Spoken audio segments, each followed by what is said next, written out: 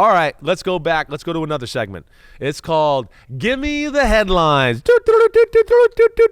Presented by Hyundai. I've been in the lab printing these papers out all day long, and it's time to talk about a little football here. All right, we're going to go down to Miami. Dolphins, Jets.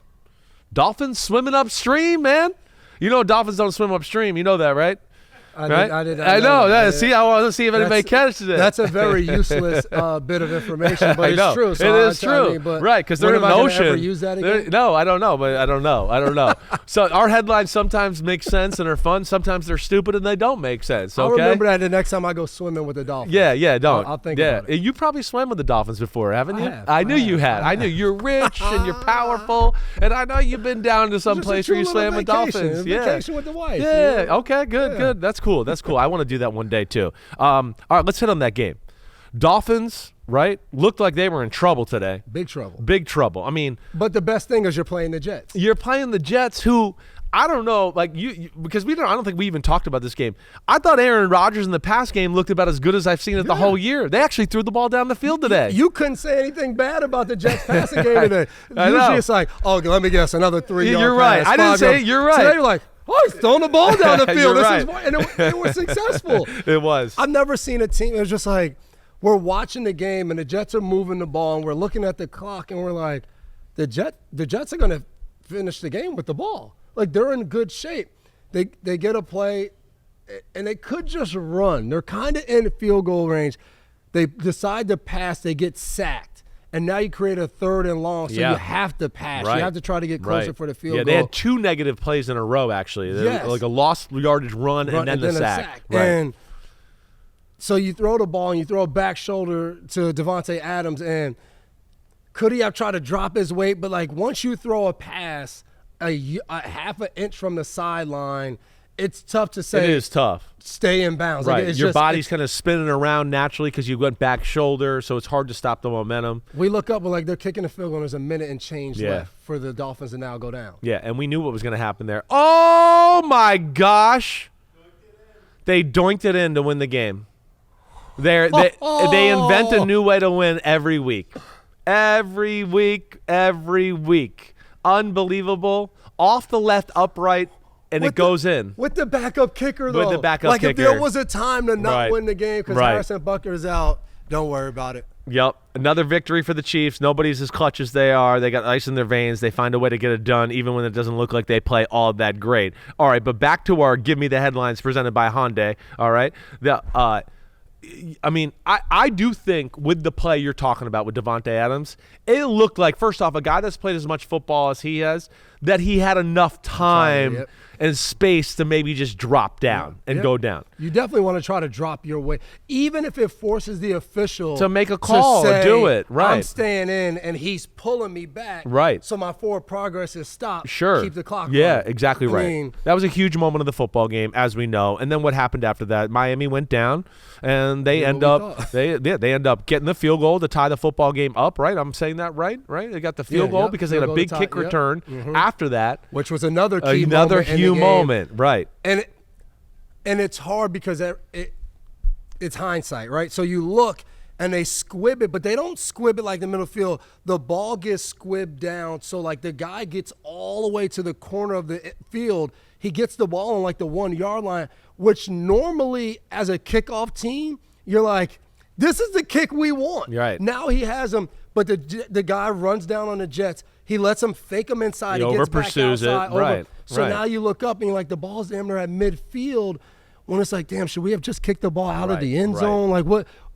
It's like when you're a bad team and you're struggling. Even when you do good, you find a way to make it bad. Yeah, that seems to be what they do all year long. Aaron Rodgers throws for over 300 yards for the first time in 3 years. I mean, since his second to last year in Green Bay, that's the last time he threw for 300 yards. All right, that's crazy.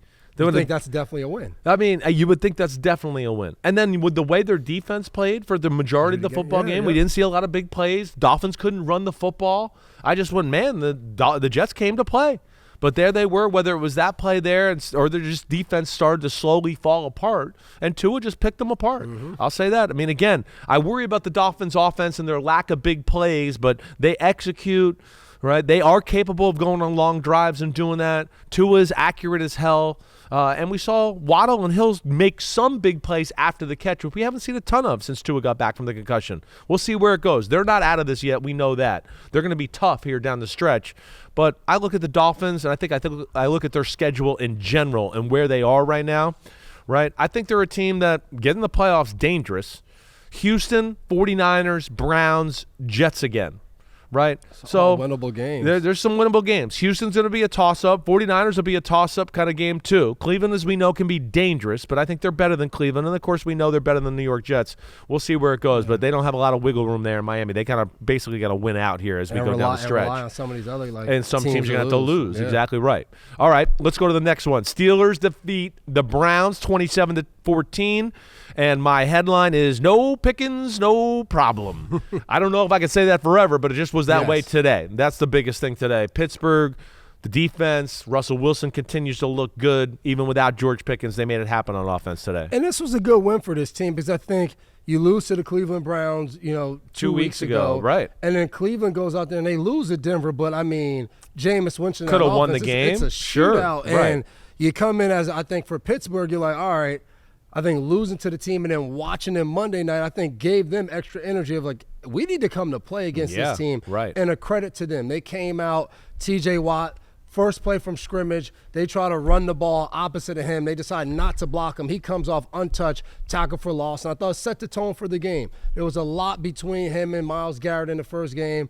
Myles Garrett talking after the game. And, from watching the first episode of Hard Knocks, I can't wait to now see episode 2 to see what was Tomlin saying to TJ Watt about the Myles Garrett situation. Right. What Leading did he up to say this to game Dan and all Moore, that. Right. the tackle who Myles Garrett got 3 times. Right. Because we saw in episode 1 when he was talking to Herbig and he's like, they brought in this guy to block you. When you see that side of it, so I think this Pittsburgh team, they remind me of the team we just watched, the Kansas City Chiefs. Right. They're not getting the credit that Kansas City is getting because Kansas City is a defending champs, but this Pittsburgh Steelers team wins whatever way they want. That's right. Last week it was Russ throwing for 400 yards. This week not as many, but we're going to run the ball with Najee Harris. We're going to play good defense. We're going to do different things. And maybe it's TJ Watt, but maybe it's Herbig. Maybe it's Highsmith. You don't know who it's going to be, but they find a way. And even without Pickens, like you said, somebody else steps up and catches the ball. They're making big throws in big moments, right? That might not always be the stats, but we go, oh, wait, it's third down, and they got a touchdown here. That's a big thing instead of they didn't get the first down, and now they can kick a field goal. So they're explosive that way. The defense continues to make plays. We know that. It's one of the best defenses in football. And really their defense, I thought, made the play of the day that changed it, right? We kind of talked about it a little earlier. 7-3. Right, like you said, it came out. Steelers kind of whooped the shit out of the Browns for 2 or 3 drives, and all of a sudden the Browns started having their way. Yep. And it was 7-3 Browns. They had the ball. He's going to throw a screen pass to the running back. I don't think it was Nick Chubb. It might have been Ford. But Keanu Benton gets the interception, and that looked like it was really the moment where the game changed. And the Steelers never looked back. They went down. They scored. They made it 10-7. They made it 13-7 after that. Third quarter, they come out. I think they force a 3-and-out from the Browns and go right down the field. He throws a touchdown to Van Jefferson. And that was kind of night-night from that point on. Ken, that's going to be, I think, we talked about other guys to go along down in Tampa Bay. That's going to be the thing here with the Steelers as they play some of these good teams in the playoffs.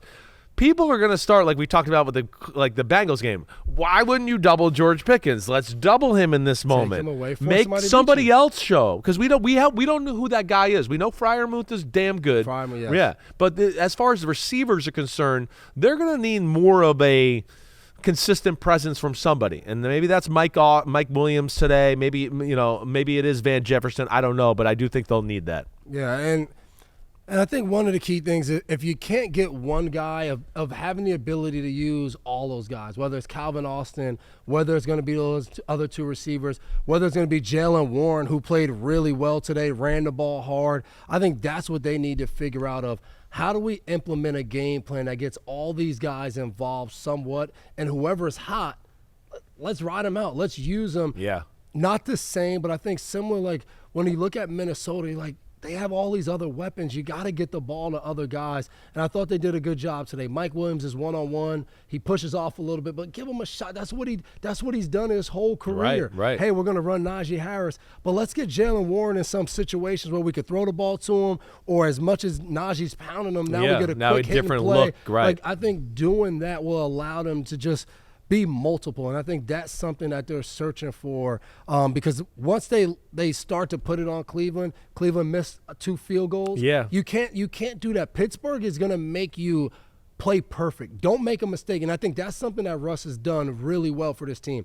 When they create turnovers, Russ turns them into touchdowns. Definitely. And that puts pressure on the other teams to play perfect. Yeah, they strike when the iron's hot, Yes. and they have the ability to put teams in that uncomfortable position that we talk about all the time, where they have to change their style of football play. They're capitalizing. Russell Wilson still, looks phenomenal as compared to what we've seen the last 2 years out of Russell Wilson. This is a different guy. Him and Mike Tomlin, I know you just saw the Hard Knocks thing. They seem like they're buddies right now, and they believe in each other. It's a match made in heaven, which I never would have thought, really, honestly. It's amazing. Cam Hayward got 2 sacks. Steelers defense showed up today. They had the last laugh against these Cleveland Browns. Certainly we saw that. And that is Gimme the Headlines, presented by Hyundai.